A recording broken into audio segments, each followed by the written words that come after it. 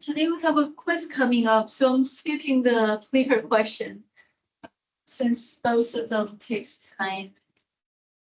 Clicker question also takes but the quiz definitely takes some time. Any question about the homework? This quiz is over 6.3, so you guys should finish 6.3 before the quiz. If you want to answer some question about 6.3, then we should do it before the quiz. Kara, any question about 6.3? Are you doing okay with the homework? Yeah, I'm like, I have a couple done for, I think I have most of 6.3 done because I'm on 6.4. Okay.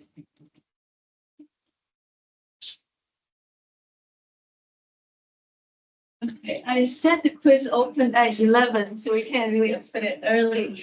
I guess on my side, it's possible. Anthony and Andrew, do you guys have any questions?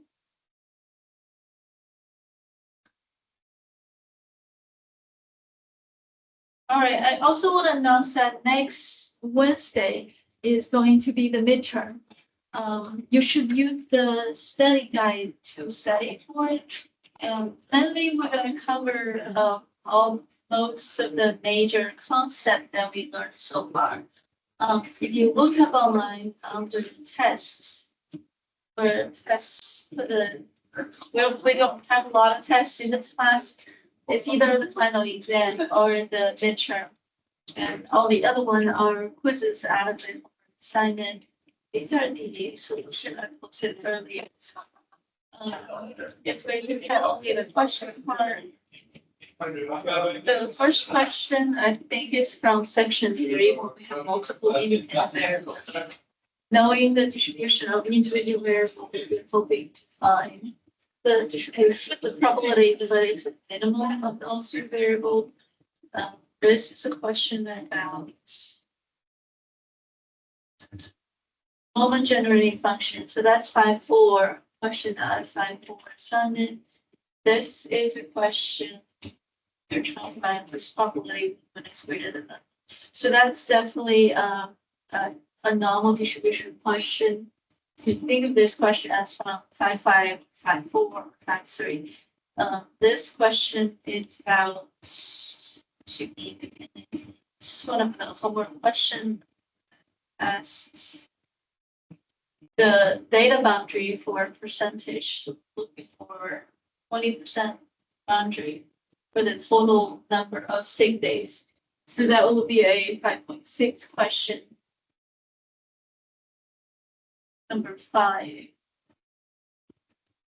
Independence we have probability given. So this is a binomial distribution function. You can approximate it with a normal distribution. So this is 5.7. And then there's a championship theory question.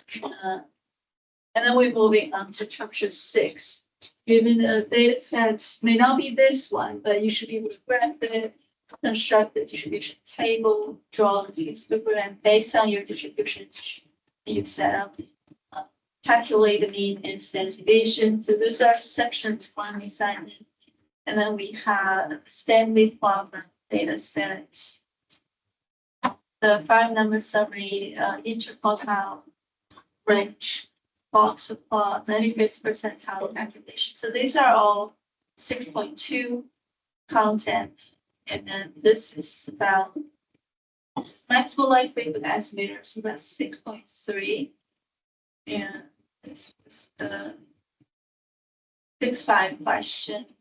That's pretty much it. So basically what we were able to cover before today is all up until chapter section 6.5 so far. Any question? Feel free to go through these, and you can see the tendency of how we pick up question for the midterm is pretty much one question per section out of all the content we're learning. But there's no guarantee which question will be on the out of the homework, which question will be selected for if you want to, you can practice other question in the book. I only assigned a few questions per section, but it's possible I'll pick other similar question to be on, but it's that content that's the main thing. Like this is about linear regression, how we do it. This is about how we identify a proper estimator for a parameter. This is about having a data we call plot, percentile, and so on. So figure out the main idea for these assignments, then we probably will be ready for the midterm. Make sure you have the basic concept in there. Try not to leave any question blank. It should be on paper. But since there is data analysis involved, so you're allowed to use your R, use your computer for the exam.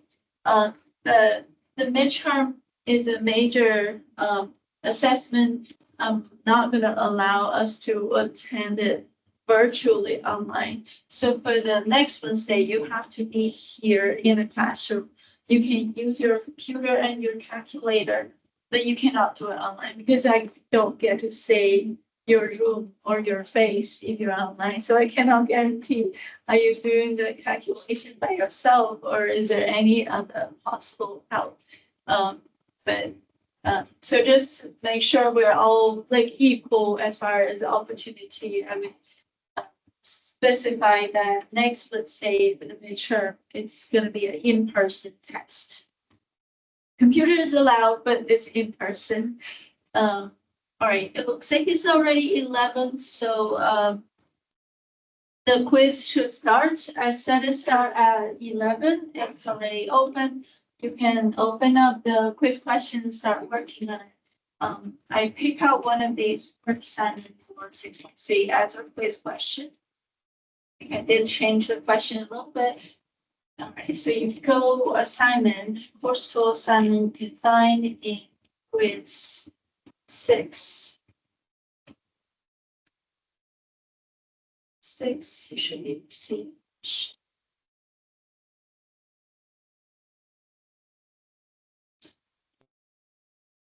Right, so that's the question. You can see it looks kind of familiar, like the homework assignment, except the number is slightly different. Try it.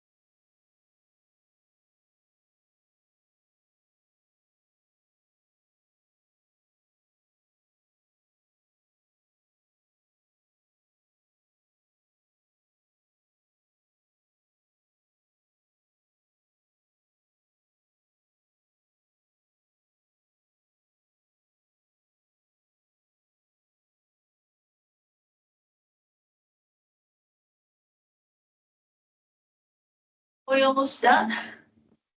Okay.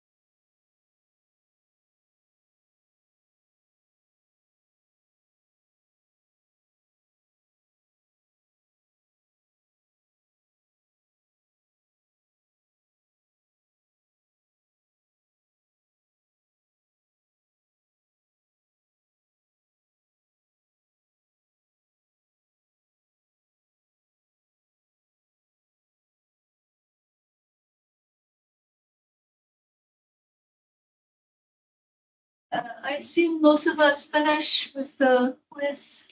Are you finished?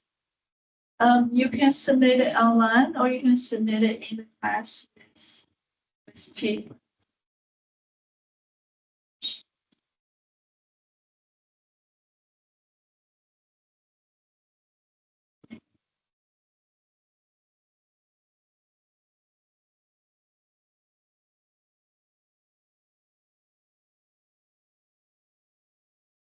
You see one here?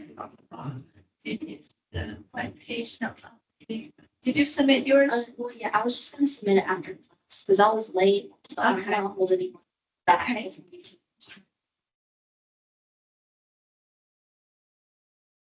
Make sure you submit your quiz before 1 p.m. If you're submitting online, right? Finished? Yeah, I think it's safe against myself.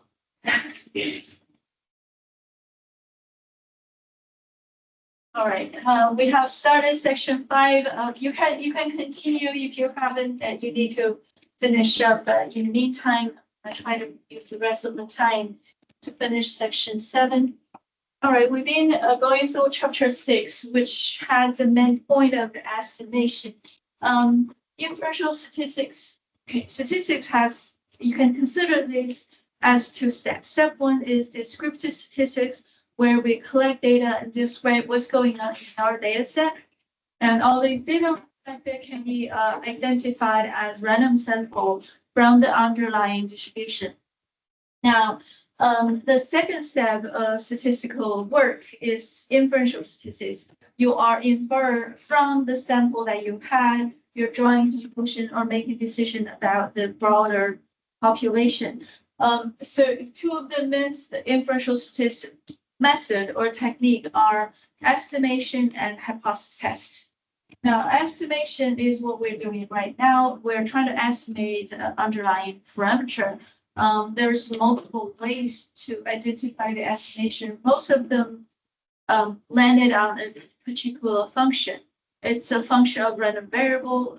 Many times we call it u, x1, x2, dot, dot, dot, xn. So that's our estimation formula. The estimation formula is being considered as a point estimate. We also want our estimation to be a good estimator. And there's a lot of criteria to identify estimator being good or bad. The number one rule is that the estimation has to be unbiased, meaning that the more sample that you collected, you're getting closer and closer. On average, all those estimators' average value is the true value of the parameter. That would be one. Number two is the error or the variance of the estimator.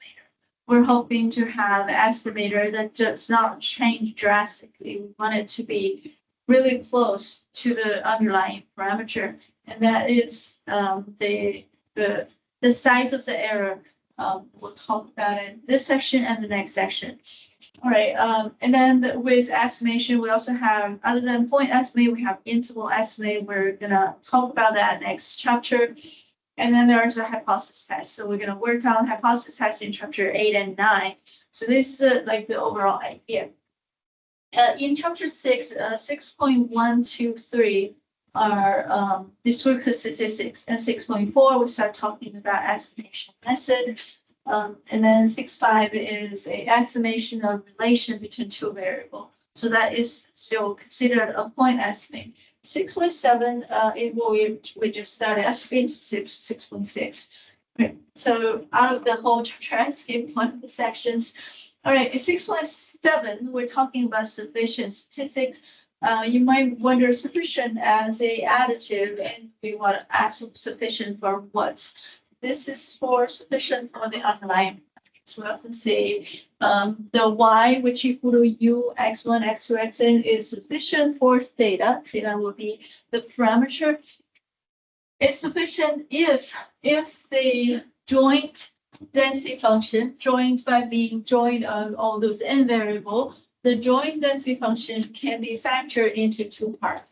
Part one has the underlying estimator and the theta.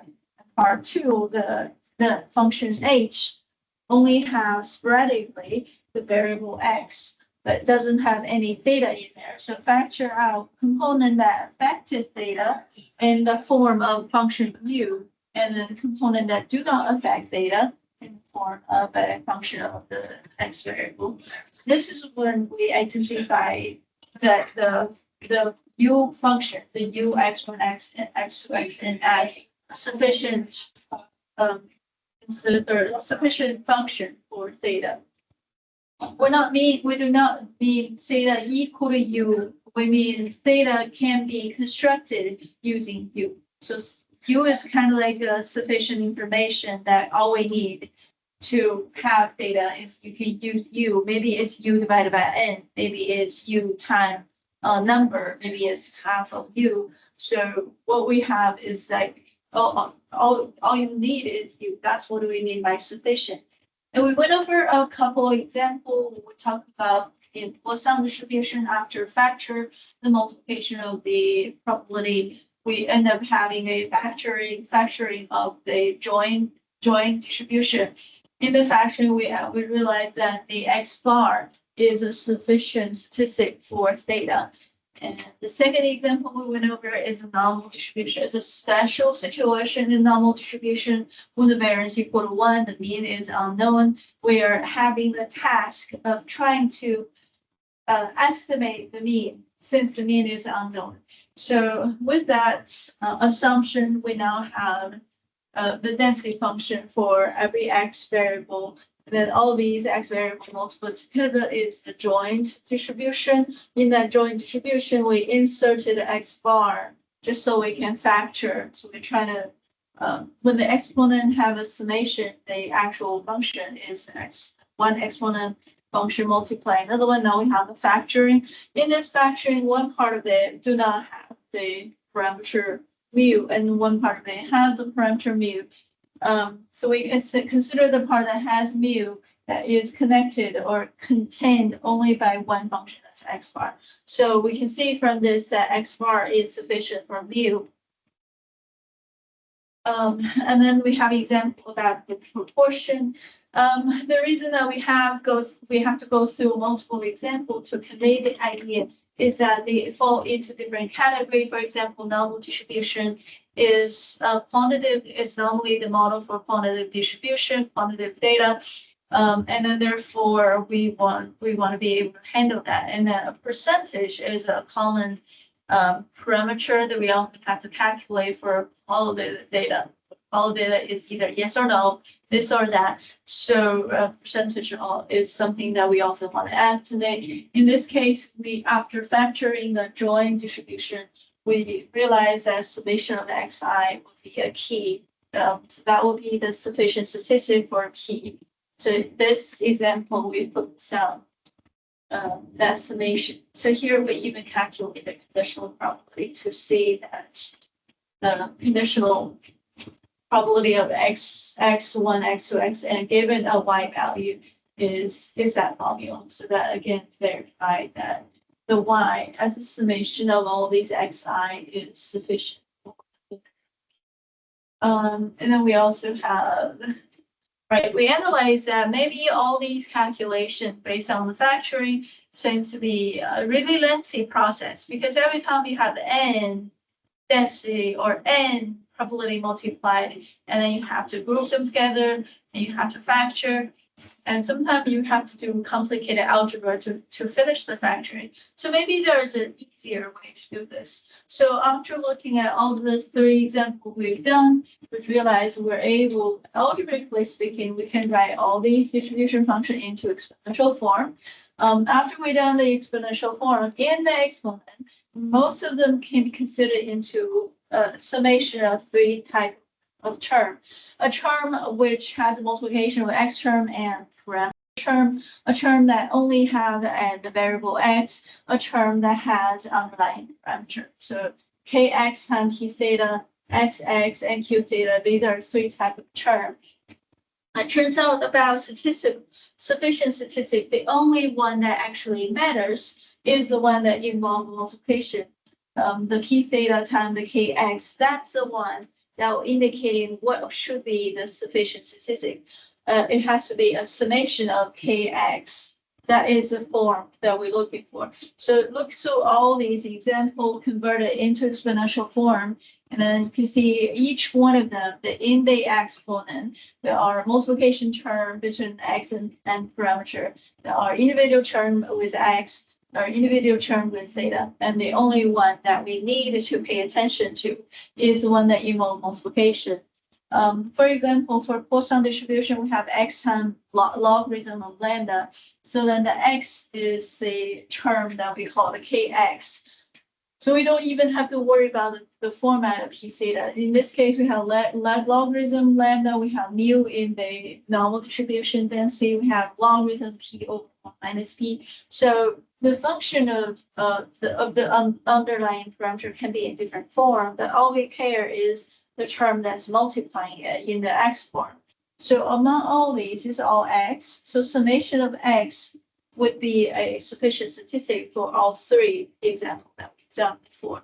So this gives us the idea that maybe all we have to do is factor the distribution function or factor the density function in that. By factor, we mean identify, write it into exponential form in the exponent. There are summation of several terms, and then all we have to do is focus on the one that has the combination term, multiplication of kx with p theta. That's the only one that will indicate sufficient statistic. Right. Following that example, we can apply that theorem. The first example we tried is for exponential distribution. Exponential distribution can be written as e to the x times -1 over theta minus the natural log of theta. So in the exponent right after exp, we have these 2 terms. The first term is x times -1 over theta. The second term is negative natural log of theta. And obviously we don't want to, when the natural log of theta is by itself, has no connection with x. So we'll only focus on the multiplication part. x times -1/theta. That's a multiplication. That is a relation between x and theta in a function form. So then the x is when we isolate summation of x will giving us sufficient statistic. So this is the exercise applying the theorem that we had. Any question? Are we okay? Any confusion, any problem? Okay. So then this writing the density function into exponential form, look at the exponent to identify sufficient statistic has become a much more efficient way. Okay, so from that, let's try to look back at what happened here. We can see this section work on what is the sufficient statistic for the underlying parameter. Now in 6.5, we are looking at what will be the estimator for the underlying parameter. Often they end up being the same. The maximum likelihood estimator, MLE, sometimes is identical to the sufficient statistic. Sometimes it's different than the sufficient statistic, but you can change it, like divided by n or multiply numbers. Sometimes just by a small change to a sufficient statistic, you have your MLE. So in some way, it's indicating that MLE seems to be connected to the sufficient statistic. And there's a reason for that. In the maximum likelihood estimator decision, or when we try to determine the maximum likelihood estimator, we did similar things because we were identifying the likelihood function, which will be kind of like that. And then we are trying to find the maximum value of it for to provide the theta that provide the highest value of it. Since x is already set, if x is already collected, then to make the theta impact the function, almost like the phi u theta is the only one that you have to work on to find out how do we reach the highest value.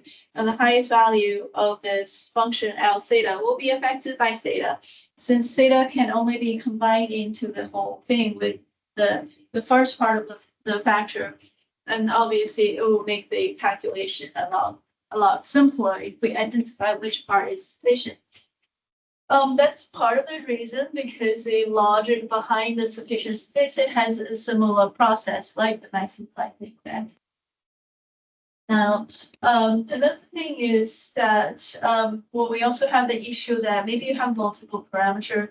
If we have multiple parameter, we have to have multiple sufficient statistic. We're calling them joint sufficient statistic. So you can consider them being U1, which is one function, that's for Y1, and then you have U2, the second function, that's the function for Y2. The Y1, Y2 together is called a joint sufficient statistic if they are also follow that factoring, the theory of factoring the density function, factoring the distribution function, right? With that, we have the normal distribution. If the normal distribution have two parameters, the mean and the variance, and we're hoping to find a way to estimate that. And this, I think, this is where we stopped last time. All right, so with a normal distribution density, we multiply n of them, and therefore there are common factor. We can raise that to a power n, and there are also some of them that's in the exponent. We have to add it together. And to make sure it's possible to identify the sufficient statistic, we have to figure out a way to factor this.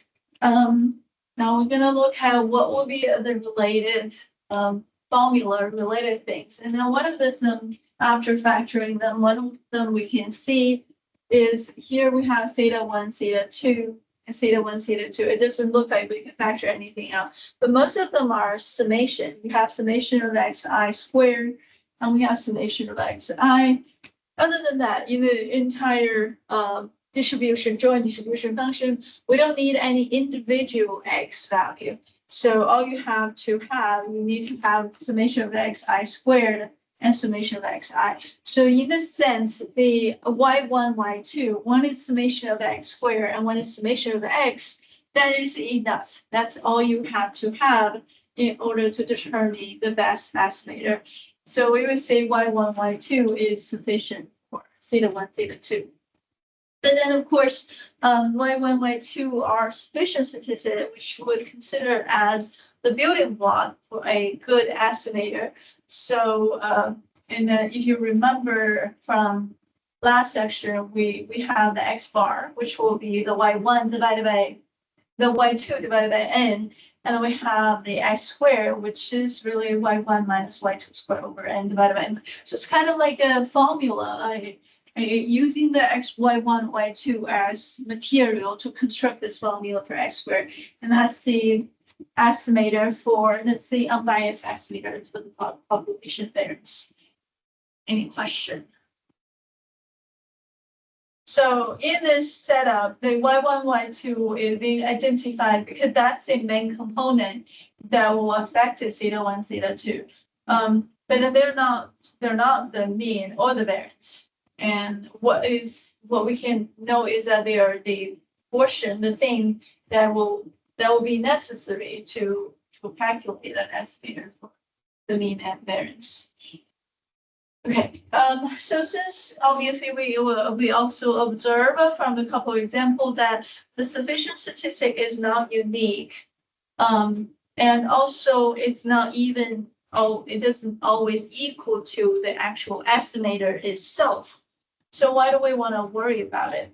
Okay, one thing is, once the sufficient statistic is given, there's no additional information about the parameter left in the remaining distribution. So you may have a complicated long distribution, joint distribution function, but then the part that has your sufficient statistics is the one you should maximize, minimize, you should work on. The rest of the factor can be ignored or you can leave it alone. You work on the portion that's sufficient. So that for one thing, sufficient statistics allows you to zoom in to the focus of the question and make the process more concise and easier to go through. And another thing is sufficient statistics often allow you to have like a direction. So instead of work out everything in a joint distribution, that the direction sufficient statistics is like, all we have to do is do this and think about what can we use this as material. So that's why it is important, right? And more on that. Okay. So we have a second theorem in this section is talking about relation between the unbiased estimator and sufficient statistic. We have already mentioned that a estimator is unbiased when the expectation of the estimator equal to theta, equal to the underlying. It will be an unbiased estimator. And then is unbiased estimator always sufficient? I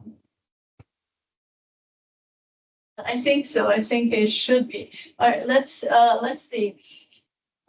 So in this case, we're thinking about a process of having the unbiased estimator to be updated or precise and want to make it better using sufficient statistics. So here we have, suppose we have a random sample, and then those random sample is selected from the underlying distribution. In the distribution, we have a parameter theta. Now, let's say y equal to u1 is a sufficient statistic for theta. And let's say you have an unbiased estimator, which is y2 equal to u2. All right, so now u1, u2 is now two different variables. Now, if y2 is not a function of y1 alone, so that was like we're talking about y1, y2 are not identical. If y2 is a function of y1, then y2 would be unbiased and sufficient. So here we're saying if it's not that case, so y2 is unbiased, but it's not sufficient. Y1 is sufficient, but may not be unbiased. So what we're saying here, we can then calculate something, which is the expected value of Y2 given Y1, right? So we call that UY1. So kind of like a function of Y1, which has some relation with Y2, and let's call that UY1, a function of the sufficient statistic Y1. And this one would be unbiased, and also it would be better in the way it's an unbiased estimator that has a smaller variance. See, the last one is more important. Its variance is less than that of Y2. So So that means Y2 is the unbiased estimator, and now we're creating another unbiased estimator that has a smaller variance, which is to be preferred. With unbiased estimator, there may be multiple unbiased estimator, but we always prefer the one that has a smaller variance. For example, you all know Poisson distribution. Poisson distributions mean equal to the lambda. And also there's another thing equal to lambda, that's the variance of the Poisson distribution, also equal to lambda. So if you collect a set of data, you can find the average value of that set of data, which will be your estimation for lambda, or you can calculate the variance of that set of data. That will be also a estimation of lambda. If your data is truly Poisson, these two estimators should be roughly the same value, but the reality is they're not always the same. So which one do we prefer? Most of the time we prefer the mean as our estimator, because the mean is a function of the sufficient statistic and the variance is not. So the variance of the sample variance of our data from a Poisson distribution would have the mean value. So it's an unbiased estimator of lambda, but it's not a sufficient one. So if it's unbiased and sufficient, almost always it will have a smaller variance. So being sufficient provide that one more thing is this one has smaller variance, which is normally preferred among all the unbiased estimator. Now here we have a proof. Why is that true? So basically we're saying you got this unbiased, that's unbiased, that's unbiased among all the unbiased estimator. The one that is using the sufficient statistics as building block, the one that's unbiased and sufficient would have smaller variance, or maybe among all the one the one that's smallest being variance would be the one that's also sufficient. So that's kind of another reason that why sufficient statistics is important, because it's really help with reducing the variance. Now here we're proving why is that true. Then to prove this result, you have to prove two things. Number one, you want to prove that creating the UY1 or the expectation Y2 given Y1, that one would have the mean also equal to theta. So number one, you need to prove that the new variance UY1 is unbiased estimate. So you can prove that one. And number two, you have to prove this new one not only is unbiased, it has smaller variance. So there's a comparison between the variances. So the proof involves two steps. Step one, we're going to try to prove that it's unbiased. How do we prove it's unbiased? We want to prove that the expectation of UY1 equal to theta. The proof itself, we're doing it through a conceptual side of it. We are using the conditional distribution function to calculate the expectation. So UY1 is defined by a conditional expectation here. So UY1 equal to E expectation of Y2 given Y1. So if we want to write the conditional expectation, we have to know the conditional density or conditional distribution. So to calculate EY2 given Y1, you have to have the FY2 given Y1. And FY2 given Y1 is the conditional density. Conditional density is calculated by division, right? Joint density divided by the density of Y1. So that's where we lead to this. So HY2 given Y1 is a joint density between Y1 and Y2 divided by individual or the marginal distribution of Y1. So that's what it is. And then because HY1 is defined that way, assuming we're looking at a continuous case, then expectation of Y2 given Y1 is Y2 multiplied by the conditional distribution dy2. Now the conditional distribution is a division here, and then now we want to find expectation. This is variable defined by integration. So the expectation of this variable will be a double integral because this expectation of y1 is not an integration. Now you have two layer of integration of the same thing. What will happen is that the outside of gy1 is what we need in order to find the expectation here. Because that's what we intend to calculate, because y1 is the expectation of y1 is what we wanted to calculate. So this function has to multiply by the density function y1, and then the y1 will cancel the denominator y1. So essentially we're calculating is a double integral of y2 times a joint distribution of y1, y2. And it's that essentially is the expectation of y2. And we already know that expectation of y2 equal to theta because y2 itself is the unbiased estimator. So apply the fact that y2 is the unbiased estimator in the last step, where we know that integration is theta. So this is everything we need to prove that uy1, it is a unbiased estimator of theta. So when you see something is an unbiased estimator for theta, all you have to do is make sure the expectation of that formula equals theta. Any question? So this is proving that there's a little bit algebra involved in working out the division denominator. Cancel the numerator g1, y1 cancel because it's a density function uy1. All right, having that, the next thing is try to prove this uy1 have a smaller variance. So we need to look at their variance. So we want to know what would be the variance for y2 compared to variance of uy1.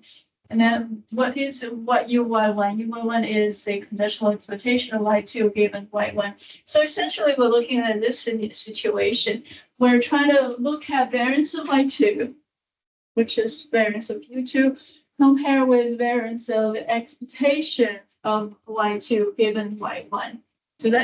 So either way, we're just trying to look at variance of y2 itself, compare with variance of expectation of y2 given y1. So having y1 as a condition.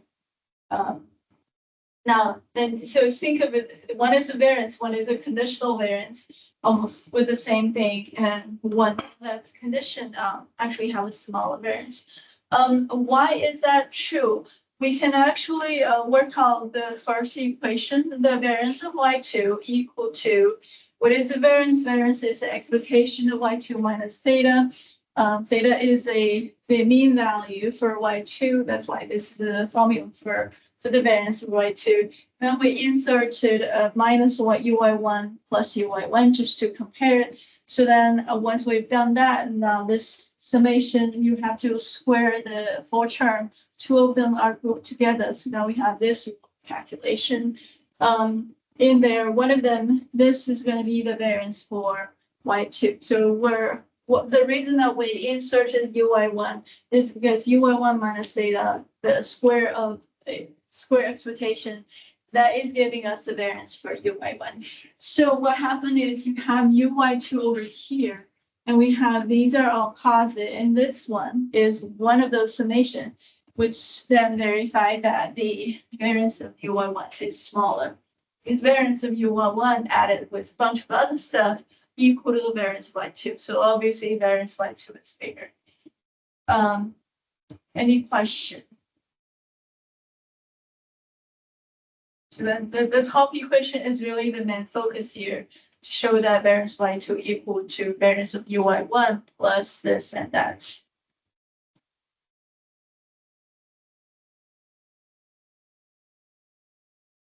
Okay, so essentially this gives us an idea about how we precise the estimator. If you already have an unbiased estimator, how can we make it better? Obviously, one of the possible choices, let's make it very smaller, then it will be better. And how we do that, we want to find sufficient statistics and condition on that, right? So the underneath idea will be, we will be looking for unbiased estimator with smaller variance. So then the theorem just showing that for every unbiased estimator, we can always find another unbiased estimator based on the sufficient statistic that has a smaller variance than the first one. Okay, so in the sense that the one based on the sufficient statistics is better than the first one. Okay, so are we able to reach the point that's no more smaller one? There should be this one with the smallest variance will be the best, right? More importantly, we might as well begin our search for unbiased estimator with the smallest variance by considering only the unbiased estimator. which based on the sufficient statistics. So that would be the plan. Since sufficient statistics give us the lower variance and unbiased matter, so maybe we should start from there, then we don't have to search for the best one, right? So then giving that idea, the unbiased estimator that it has the smallest variance should be unique.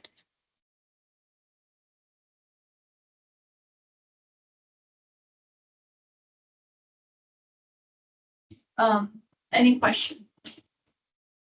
So some of them are a little confusing.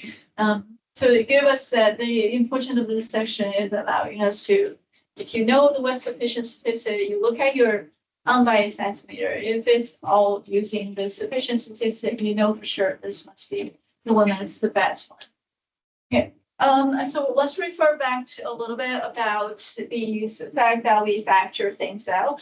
And I don't know if you remember in calculus, one of the things we do is that when things are perpendicular to each other, their multiplication, their dot product equal to 0. That's in probability that is when the exactly equal. I was thinking about relation between perpendicular relations and the relation with the independence. So here we're going to talk about when variables are independent from each other.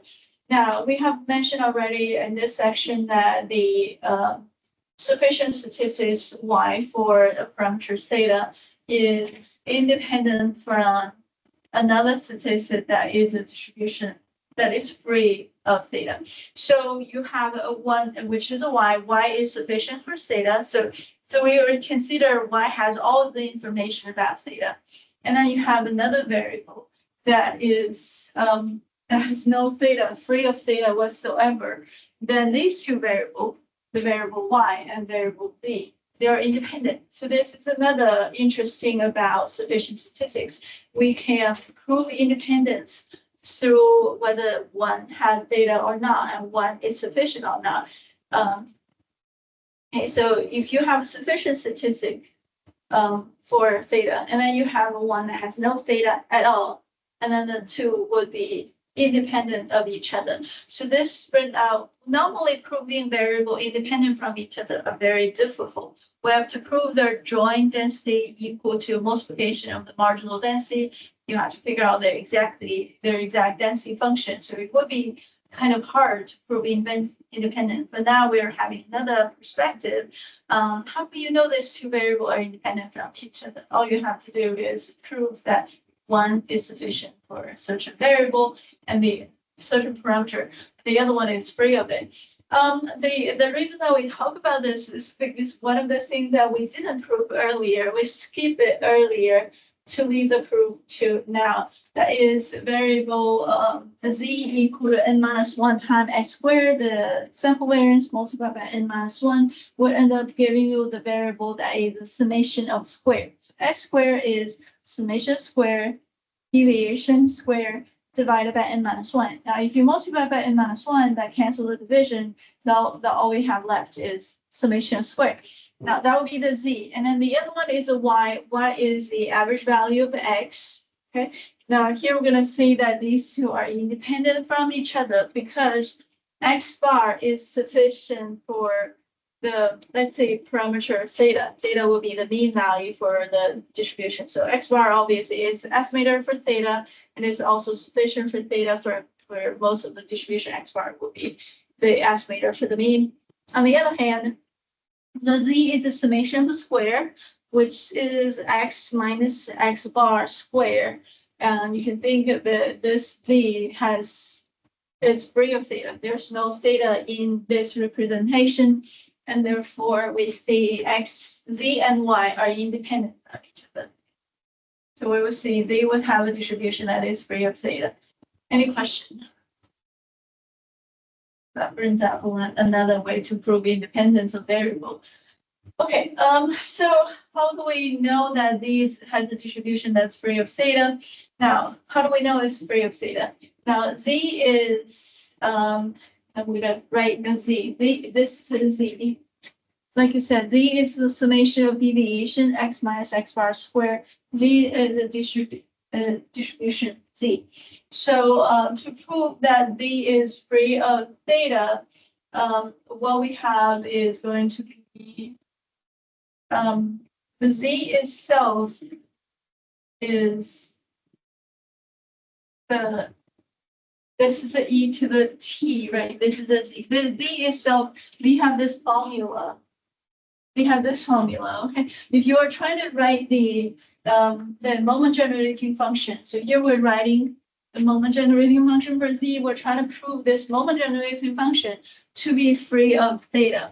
So how do we prove it? So the formula of z itself do have x in there. So if you're using the x as a writing, it's actually a multi-layer of the integration.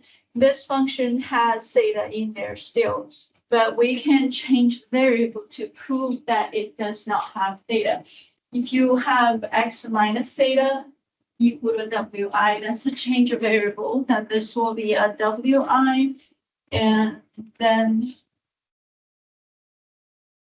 all that will also be wi minus w bar, because the theta in here and the theta in here is canceled. So x minus x bar is the same as w minus x bar, w minus w bar. So we were able to switch out all the variable out. And then the dxi equal to dwi. With this change of variable, we now are looking at equivalent calculation. This change of variable, because the upper limit and lower limit are infinity, that's the domain for the normal distribution. In the bottom integration, it's actually a hypothetical integration. We're not calculating it. We're just proving that this moment generating function equal to the above moment generating function, but this generating function has no theta. And that's the way we can prove this one is free of theta. Because the above one, the top one still has theta. We did a change variable to prove there's no more theta. So that's how we know the distribution is free of theta. Any question? So we're just trying to analyze a distribution function in the effort of trying to prove independence between the two variables. So that was the proof that was given in the book. We're proving these two are independent from each other. So the proof is kind of lengthy though. So what we're proving is not proving the normal distribution situation. We're proving this topic discussion, all right? The bottom one, you can prove this z has no theta in a normal distribution setting. That was okay. That's done through this and this change of variable. But what we're trying to see is the above one. When one variable is sufficient of theta, the other variable is free of theta. These two are independent from each other. That one needs to be proved. And this proof is more general and actually a more lengthy and difficult process. So in this case, we need to prove they are independent. How the traditional way to prove independence will be the joint distribution equal to the multiplication distribution. Or another way to say the conditional distribution of v given y would equal to the distribution of v by itself. So essentially we're focusing on this is what actually needs to be proved. Conditional distribution and the no conditional distribution equal to each other. That's when the condition has no impact. That's when we say they're independent. But this proof is long, so instead of we just again, even in the book, it was a brief discussion. The writing part of this probably need a lengthy, like a few pages of paper to prove it. Any question? Probably gonna skip the detail, but these are the main idea of it to prove that why in general the sufficient statistic variable is independent from the z that's free z. Okay, so one of the reasons that we mentioned this one once again is because in the past we've been mentioning that the x bar and the sample variance x squared are independent from each other. And then therefore the x squared, when it's multiplied by n-1 and divided by sigma squared is a chi-square distribution. And then because it's a chi-square distribution, there's a lot of computation that we can do about the variable. Okay. In the text, there's one example where we're gonna prove this is what we're trying to do is X is a random sample from a gamma distribution. We're proving that Y equal to summation of Xi is a sufficient statistic for theta. And our gamma distribution has two parameters, the alpha and the theta.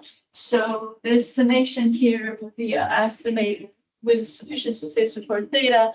And then here we have Z equal to summation of AI times Xi divided by ratio of Xi. It's a fraction.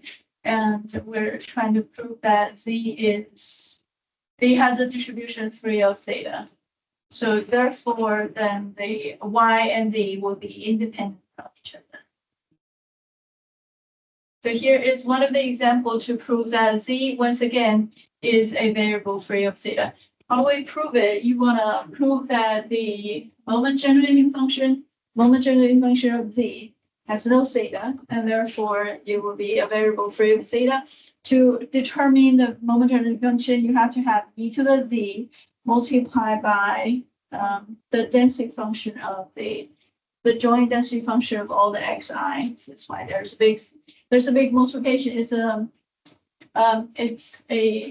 not even a double integral. There's n layer of the integration because there are n layer of density function. The number of variable is n variable. So it's a hypothetical moment generating function here. So we're saying no matter how many layer of the integration, we can always do a change of variable to prove that this moment generating function has no theta.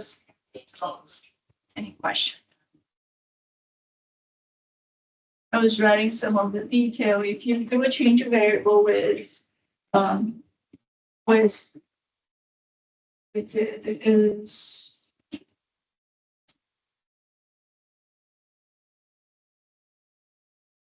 Wi equal to xi inverse theta. We did it at division because we have the xi over theta. So if you have xi over theta equal to wi, this becomes summation of wi. And this over the theta together become wi to the power alpha minus 1. So it's change of variable. All the theta are consumed into the density function. There's no more theta. So this is how we prove that after combining everything, your final result in the most generating function. Through the expansion, there won't be any theta. Therefore, Z is free of theta. So this is kind of another important reason why sufficiency is worth mentioning. We often use this as a way to prove the independence of variable. These are the assignment for 6.7, and some of the assignment may feel a little bit technical or conceptual because there's really no calculation like this one. There's no calculation, and the focus is like how do we get rid of that variable theta, the underlying. How do we know that Z is free from it?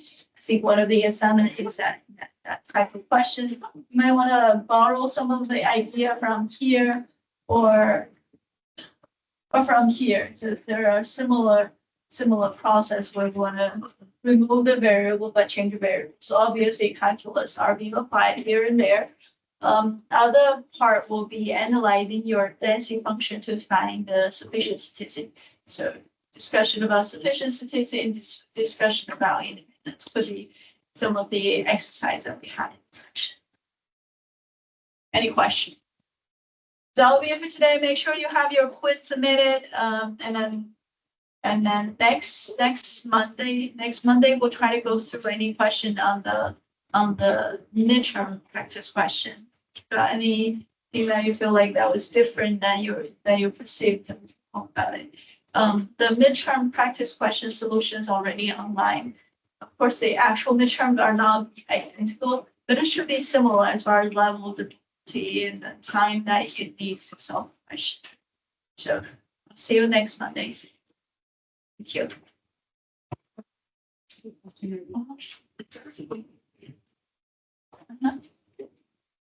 This or is it similar? What does need to do with this?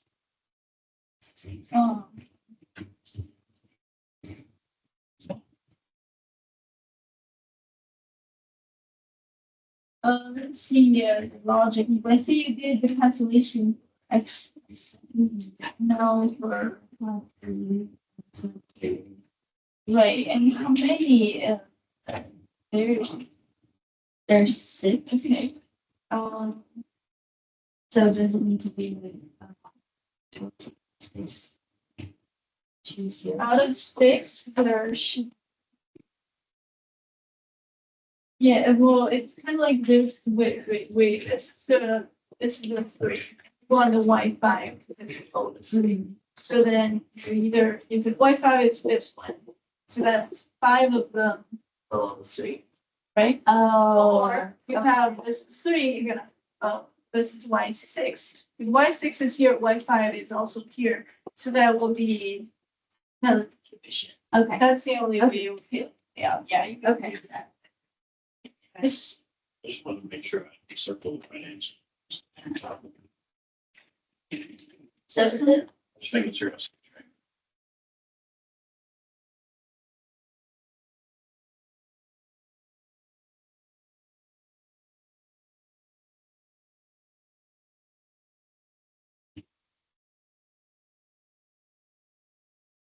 is it okay if I resubmit? Yes, that's fine. Or one? Yeah, for, let's see, I always feel like draw the number line, I will clarify a lot of things.